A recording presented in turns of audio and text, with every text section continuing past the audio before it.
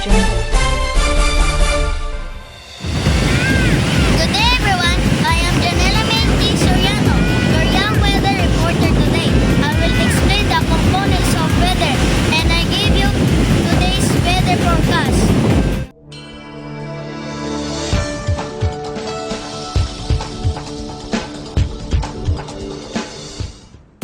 Tagubang Pangasinan will experience warm weather transition to gloomy or cloudy skies by the afternoon.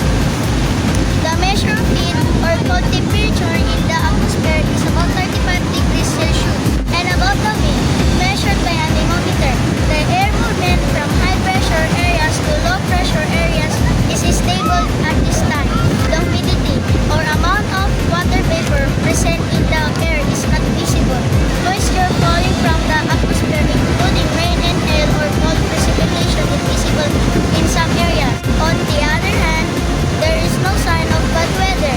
Stay tuned for more updates. Thank you.